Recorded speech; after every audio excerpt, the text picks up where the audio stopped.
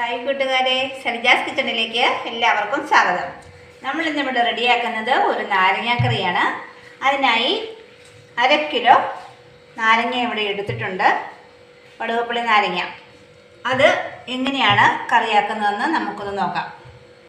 നാരങ്ങ തൊലി ചെത്തി ചെറിയ കഷ്ണങ്ങളായിട്ട് എടുത്തിട്ടുണ്ട്. ഈ ഒരു വലുപ്പത്തിനാണ് അരിഞ്ഞിരിക്കുന്നത്. ഇതിൻ്റെ പുറംതൊലി നന്നായിട്ട് കളയണം. ഇനി നമുക്കതിലേക്ക് ഉപ്പ് ചേർത്ത് കൊടുക്കാം. ഇവിടെ 3 ടീസ്പൂൺ ഉപ്പാണ് ചേർത്തിരിക്കുന്നത്. ബാക്കി ഉപ്പ് നമുക്ക് പുറകെ ചേർക്കാം. എന്നിട്ട് ഇത് നന്നായിട്ടൊന്ന് മിക്സ് ചെയ്ത് അരമണിക്കൂർ വയ്ക്കണം. നാരങ്ങ ഉപ്പ് ചേർത്ത് വെച്ചിട്ട് അരമണിക്കൂർ കഴിഞ്ഞിട്ടുണ്ട്. നമുക്കിനി ബാക്കി ചേരുവകൾ ചേർക്കാം. ഒരു പാൻ അടുപ്പിൽ വെച്ച് ചൂടാകുമ്പോൾ അതിലേക്കൊരു 1.5 ടേബിൾ സ്പൂൺ നല്ലെണ്ണ ചേർത്ത് കൊടുക്കാം. നല്ലെണ്ണ ചൂടായി വരുമ്പോൾ 1 ടീസ്പൂൺ കടുകിടാം. ഒപ്പം തന്നെ 2-3 വറ്റൽമുളക് നുറുക്കിയതും, വെളുത്തുള്ളി,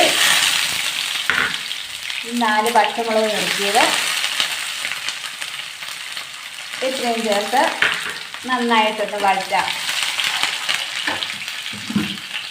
ആ കൂടെ തന്നെ 2 കറിവേപ്പിലയും ഇടണം.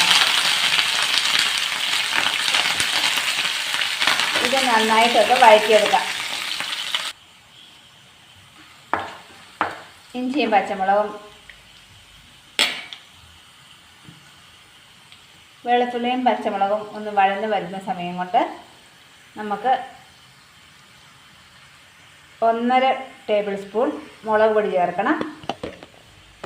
ആ ഒപ്പം തന്നെ 1/2 ടീസ്പൂൺ മഞ്ഞൾപ്പൊടി, 1/2 ടീസ്പൂൺ ഉലുവ വറുത്ത് പൊടിച്ചത്, 1/2 ടീസ്പൂൺ കായം, ഇത്രയും ചേർത്ത് നന്നായിട്ടൊന്ന് വഴറ്റിയെടുക്കണം.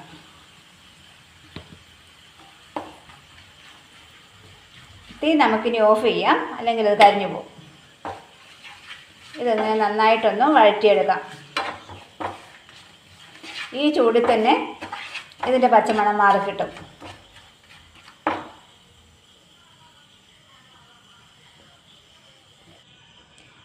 ഇനി നമുക്കിതിലേക്ക് വാളൻപുളി പിഴിഞ്ഞത് ചേർത്ത് കൊടുക്കാം. ഇത് ഒരു ചെറിയ നാരങ്ങ വലുപ്പത്തിലുള്ള പുളി 1 കപ്പ് വെള്ളത്തിൽ പിഴിഞ്ഞെടുത്തതാണ്. ഇനി നമുക്ക് തീ കത്തിച്ച് കൊടുക്കാം. ആ ഒപ്പം തന്നെ ഒരു കഷ്ണം ശർക്കരയും കൂടെ ചേർക്കാം. ശർക്കരയും ചേർത്ത് ഇത് നന്നായിട്ടൊന്ന് തിളച്ച് വരണം. ഇതിപ്പോൾ ഇവിടെ നന്നായിട്ട് തിളച്ച് വന്നിട്ടുണ്ട്. ഇനി നമുക്കിതിലേക്ക് നാരങ്ങ ചേർത്ത് കൊടുക്കാം.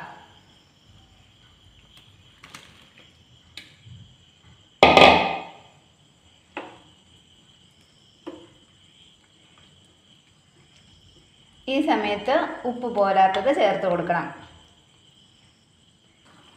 ഓരോ നാരങ്ങയുടെയും പുളിക്ക് അനുസരിച്ച് ഉപ്പിൻ വ്യത്യാസമുണ്ടാകും. ഒരു 1/2 ടീസ്പൂൺ ഉപ്പും കൂടെ ചേർത്ത് കൊടുക്കുന്നുണ്ട്. നോക്കിയിട്ട് ചേർത്താൽ മതി. കറി ഇവിടെ നന്നായി തിളച്ച് വന്നിട്ടുണ്ട്. ഇനി നമുക്ക് തീ ഓഫ് ചെയ്ത് കൊടുക്കാം. ഇത് ആറി കഴിയുമ്പോൾ കുറച്ചും കൂടെ കുറുകും.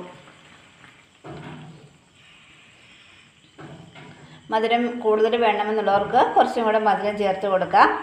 അതൊക്കെ നാരങ്ങയുടെ പുളിക്കനുസരിച്ച് വ്യത്യാസപ്പെടും. നാരങ്ങാക്കറി ഇവിടെ റെഡിയായിട്ടുണ്ട്. ഇത് ഒട്ടും കയ്പില്ലാത്ത നാരങ്ങാക്കറിയാണ്. വീഡിയോ ഇഷ്ടമായാൽ എല്ലാ കൂട്ടുകാരും ലൈക്ക് ചെയ്യാനും ഷെയർ ചെയ്യാനും സബ്സ്ക്രൈബ് ചെയ്യാനും മറക്കല്ലേ. അടുത്ത ദിവസം പുതിയൊരു വീഡിയോയുമായി വീണ്ടും കാണാം. എല്ലാവർക്കും താങ്ക് യു.